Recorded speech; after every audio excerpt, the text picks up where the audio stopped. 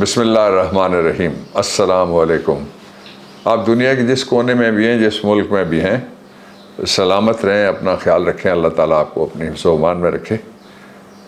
इस वक्त पाकिस्तान में आज चांद रात है। जब से ये इम्पोर्टेड गवर्नमेंट आई है, जिस तरह आपने देखा कि इदारों की तबाही बर्बादी, वो लोग जिनके ऊपर बाकायदा रियासत के ख़िलाफ़ संगीन जराइम के मुकदमे दर्ज हैं, वो सारे के सारे काबीना के अक्सरियत जो अरकान है यहाँ भी और पंजाब में, उनके ऊपर बड़े सीरियस किस्म के चार्जेस हैं, फाइनेंशियल बंगलिंग, ख़जाना लूटना और कौमी वसाइल की डकैती के। एक पहलू इसका। दूसरा ये है कि इस वक्त पाकिस्तान में 8 से लेकर 13 घंटे तक लोड शेडिंग मुख्तलिफ़ इलाकों में हो रही है। जहाँ इस वक्त मैं बैठा हूँ, ये इस्लामाबाद का एक सेक्टर है जिसमें मेरा घर है, और इस घर में भी इस वक्त बहुत मुश्किल से पंखा चल रहा है, एसी भी नहीं चल रहा। लेकिन ऐसे इलाके हैं जहाँ पे बिल्कुल, कराची ख़ास तौर पे और इंडस्ट्रियल एरियाज़ ख़ास तौर पे, और पावर लूम्स जहाँ पे चलते हैं लोगों के लाखों करोड़ों, और वो भी वहाँ पे भी ये लोड शेडिंग कर रहे हैं, बड़ी बेरहमाना किस्म की। मुल्क के बाहर गए थे, 2 मुल्कों में जाके भीख उन्होंने जानों पे भी मांगी, कानों पे भी मांगी, लेकिन किसी जगह से लोग इन पे एतबार करने के लिए तैयार नहीं हैं। बेतबारी का और बेतमादी का और जो बदमज़गी की फ़ज़ा है और इबहाम है पाकिस्तान के अंदर, केओस जिसको अंग्रेज़ी में कहा जा सकता है, वो है। उसका एक इस वक्त ये आलम है कि पाकिस्तान की तारीख़ में पहली दफ़ा 3 ईदें होने जा रही हैं। आप जहाँ हैं, अगर उस मुल्क में ईद हो गई है तो मेरी तरफ से आपको और आपके अहल खाना और अहबाब को दिली ईद मुबारक।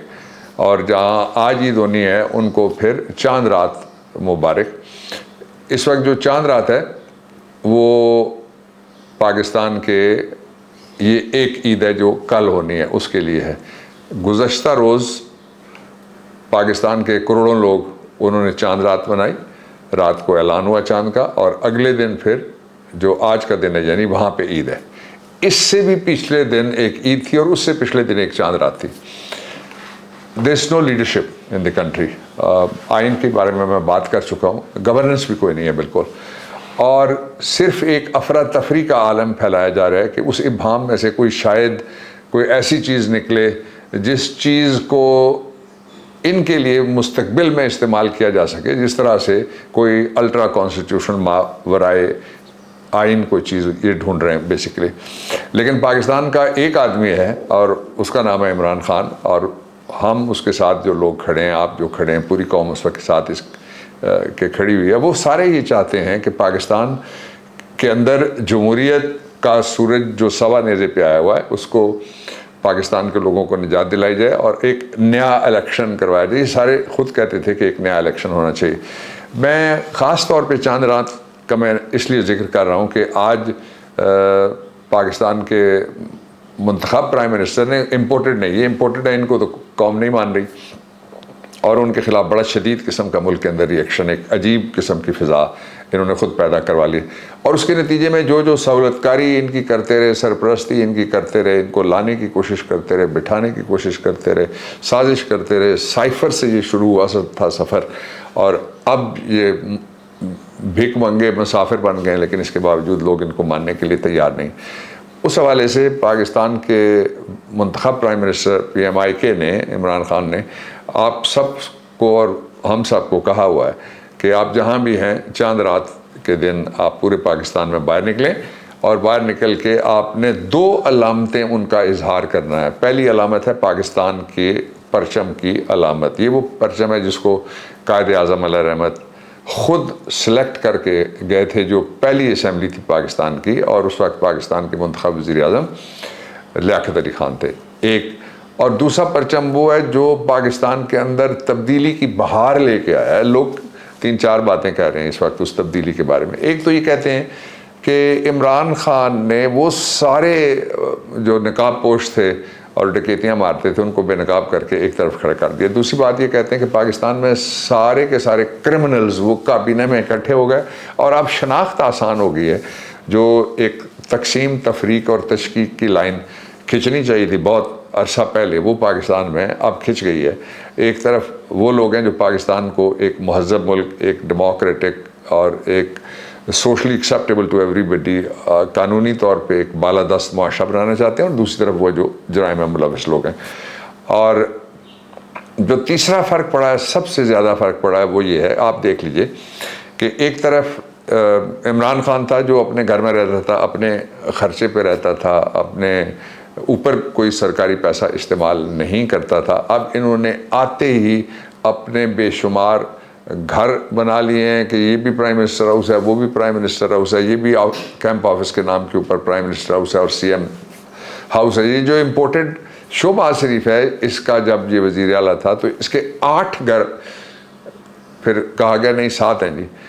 یہ اسی طرح کی بات ہے بالکل جس طرح سے جو امپورٹڈ سی ایم ہے جس کا الیکشن اسمبلی میں الیکشن نہیں ہوا. یہ بھی ایک تاریخ بن رہی ہے ہمارے ہاں جو نظام عدل ہے اس کے حوالے سے کہ اسمبلی کے اندر الیکشن نہیں ہوا، اور کسی ایسی جگہ جہاں بیٹھ کے کوئی تماشا بین دیکھنے کے لیے آتا ہے یا کوئی وزٹر دیکھنے کے لیے آتا ہے کہ جی کیا ہو رہا ہے اندر، یا کوئی صحافی آتا ہے رپورٹنگ کرنے کے لیے، وہاں کھڑے ہو کسی نے مائک پہ کہا یہ جیت گیا اور اس کو کہا جی واقعی جیت گیا.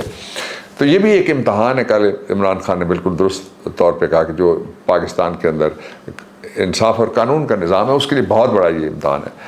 وہ کہتے ہیں کہ جو شخص ٹرائل میں آ جاتا ہے کسی مشکل میں، جس کو کہا جا سکتا ہے آ جاتا ہے، وہ مشکل اس کا امتحان نہیں ہوتی. مشکل اس پہ ہوتی ہے متعلقہ شخص پہ، لیکن امتحان ان کا ہوتا ہے جو اس کے ساتھ کہتے ہیں کہ ہم تمہارے ساتھ ہیں، ہم تمہیں تحفظ دیں گے، ہم تمہیں انصاف دیں گے، ہم تمہارے دروازے پہ انصاف دن رات ہم آپ کے لیے حاضر ہیں. یہ ان کا امتحان شروع ہو جاتا ہے. پریسائسلی اس وقت پاکستان کے اندر ادارہ جاتی طور پہ اگر آپ اسٹیٹ انسٹیٹیوشنز کے اور اسٹیٹ آرگنز کے اعتبار سے دیکھیں تو یہی امتحان اس وقت، اگرچہ مشکل میں لوگ ہیں، اگرچہ مشکل میں جمہوریت ہے، اگرچہ بے توقیر آئین ہو رہا ہے، لیکن اس کے باوجود جو اصل ایشو ہے وہ یہ ہے کہ امتحان کسی اور کا ہو رہا ہے. یہ امتحان ہم تو لوگوں کے لیے نکلے ہوئے ہیں، لوگوں کے لیے کھڑے ہیں، اس لیے ہم نہیں سمجھتے کہ یہ کوئی امتحان ہے. یہ ہماری ڈیوٹی ہے اس قوم کے ایک فرد کی حیثیت سے، اور پوری قوم کی ڈیوٹی ہے. تو یہ 2 پرچم عمران خان نے کہا کہ یہ پکڑو، ایک پاکستان کا پرچم پکڑو اور دوسرا پرچم پکڑو تم تبدیلی کا جو پی ٹی آئی کا ہے، اور باہر نکلو، اپنی آواز لوگوں تک پہنچاؤ، اپنے خیالات لوگوں تک پہنچاؤ، لوگوں کے ساتھ کانٹیکٹ. بیسکلی جو پالیٹکس ہے اس کے لیے لفظ بیسک استعمال جو ہوتا ہے وہ پالیٹکنگ، اور یہ پاپولیشن کو ٹچ کرنے کا، ان کے پاس جانے کا اور ان کی نبض پہ ہاتھ رکھنے کا، ان کے غم میں، درد میں، الم میں اور ان کی پریشانی میں ان کو حوصلہ دینے کا، امید دینے کا اور ان کے ساتھ کھڑا ہونے کا، یہ نام ہے. اس کو کہتے ہیں سیاست.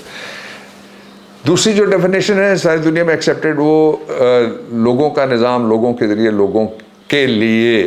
کیا آپ سوچ سکتے ہیں کہ جس بندے کی ساری طبی سہولتیں لندن میں ہوں، جس بندے کے سارے بچے، پوتیاں پوتے، نواسیاں نواسے، بیٹیاں بیٹے سارے لندن میں، وہ درد پاکستان کا کرے گا، اس کو تکلیف پاکستانیوں کی ہوگی اور اس کی سوچ بھی پاکستانی ہوگی.